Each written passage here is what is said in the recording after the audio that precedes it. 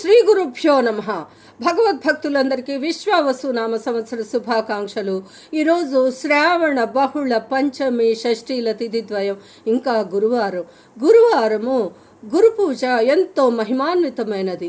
గురు బ్రహ్మ గురు విష్ణు గురుదేవో మహేశ్వర గురు సాక్షాత్ పరం బ్రహ్మ తస్మై శ్రీ గురవే నమః అంటూ గురుదేవుని స్మరిస్తే సకల శుభాలు కలుగుతాయి.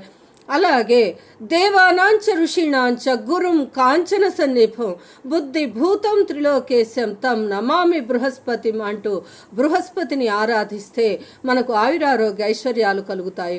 అలాగే జ్ఞానానందమయం దేవం నిర్మల స్ఫటికాకృతిం ఆధారం సర్వ విద్యానాం హయగ్రీవం ఉపాస్మహే అంటూ హయగ్రీవుని స్మరిస్తే మనకు బుద్ధి వికాసం కలుగుతుంది, సకల విద్యలు కర్తలామలకమవుతాయి.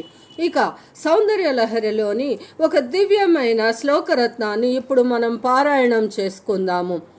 మనస్త్వం వ్యోమత్వం మరుదసి మరుత్సారధిరసి త్వమాపస్త్వం భూమిస్త్వయి పరిణతాయాం నహి పరం త్వమేవ స్వాత్మానం పరిణమయితుం విశ్వవపుషా చిదానందాకారం శివయువతి భావేనభిభృషే.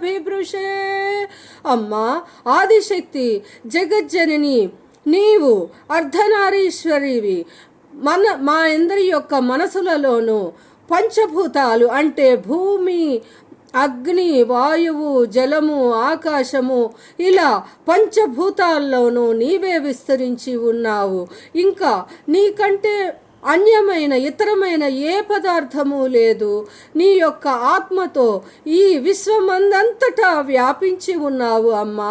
నీవు లేని చోటు లేనే లేదు. నీ మహిమ ఎంతో మహిమాన్వితమైనది. మేమందరము నిన్ను ధ్యానించి ధన్యులమవుతున్నాము అంటూ బ్రహ్మాది దేవతలతో కూడా మనము అమ్మవారిని సేవిద్దాము.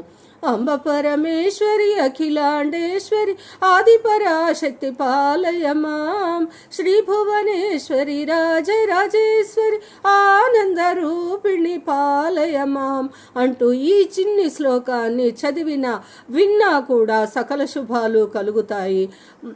అలాగే ఈరోజు కృష్ణాష్టమికి ముందు గురువారము కృష్ణ పరమాత్మకి ఎంతో ప్రీతికరమైన రోజు. వసుదేవ సుతం దేవం కంస చాణూరమర్దనం దేవకి పరమానందం కృష్ణం వందే జగద్గురుం అంటూ కృష్ణ పరమాత్మని సేవిస్తే సకల శుభాలు కలుగుతాయి. ఈ వీడియో